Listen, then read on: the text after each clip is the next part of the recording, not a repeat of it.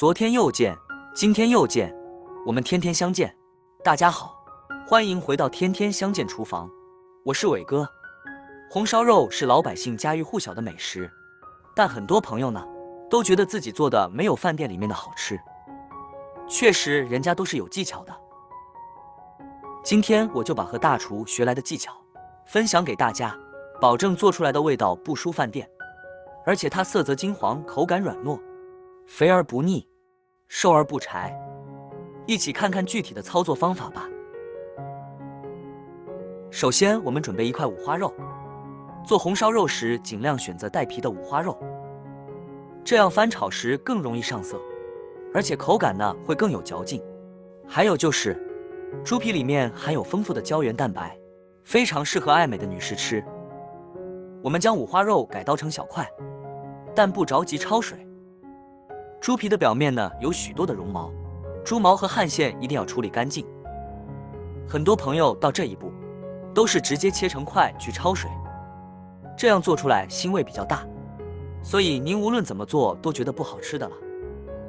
处理方法很简单，先把锅烧热，然后把猪皮那一面烧一下，按压的力度不用太大，只要让猪皮和锅完全贴合就可以了。烫的时候呢，可以在锅的底部随意移动，不用总是在一个地方。如果锅内温度太高，可以用铲子按压，以免烫手。猪皮上有汗腺，而且腥味比较大，这样能够破坏汗腺，有效的去除腥味，而且一并去除猪毛之类的杂质。烧到皮焦黄以后才有效果，只有这样的程度就可以了。跟着直接放入提前准备好的温水中，这样被烫焦的皮呢就会变软，大约需要2分钟左右。然后用刀很轻松就能刮去表面一层削焦的猪皮，露出干净卫生的金黄色猪皮。经过这样处理好的猪皮，不仅很容易煮熟，而且呢香味更浓，关键是猪皮一点腥味都没有。猪皮烧与不烧，不管是卫生方面还是吃起来的口感，都是存在着较大的区别的，所以大家千万不要省略了这一步。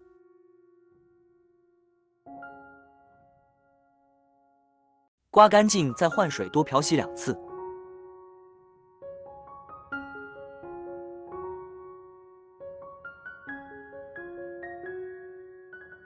将其漂洗干净就好，然后控干水分，来到菜板上，把五花肉改刀切成小块。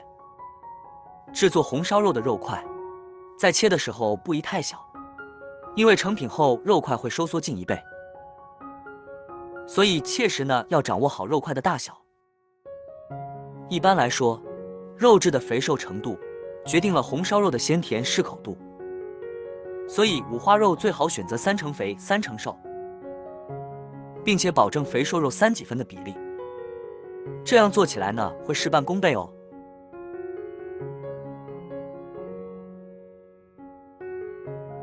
好的五花肉呢，我们装入盘中，跟着我们准备少许的香料，1块生姜，1段大葱，把生姜切成薄片，大葱切马蹄状，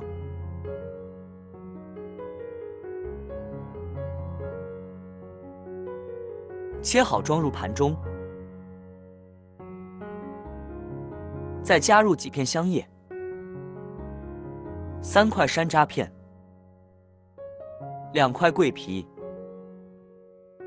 几个干辣椒，2个八角，先放在一边。接下来起锅，我们给五花肉焯水。五花肉放入锅中，再加入2段大葱，几片生姜片，1勺料酒，跟着加入多一些的清水，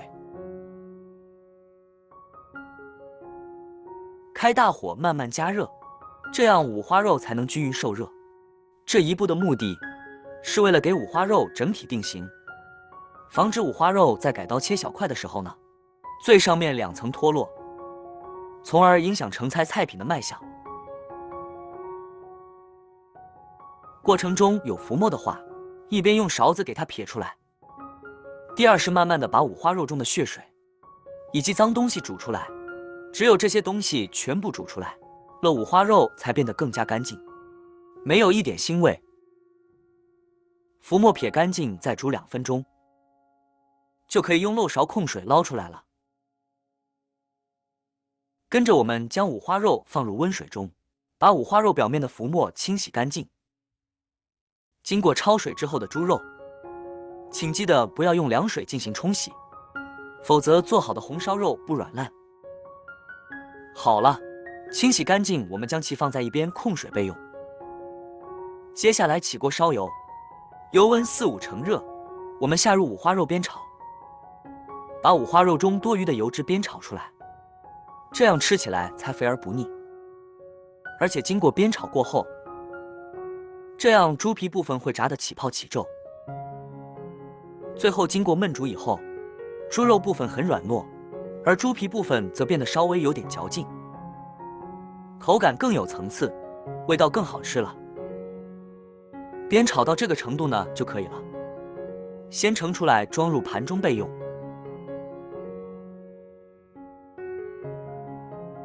锅中留油，我们下入适量的冰糖，全程小火，用铲子把冰糖轻轻敲碎，不停翻炒，炒至冰糖完全融化。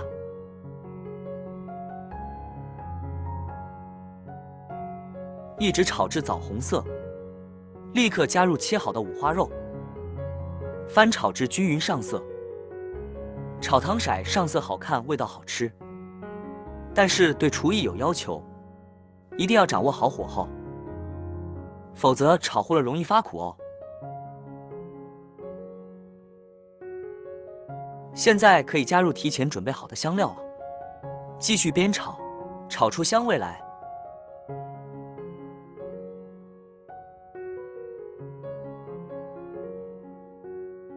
同时加入1勺老抽，用来上色调味。亲爱的朋友们，制作视频不易，您的每一个留言和每一个点赞关注，都是我前进的动力。如果觉得我的视频对你有帮助的话，请您给我点个赞吧，感谢您的支持。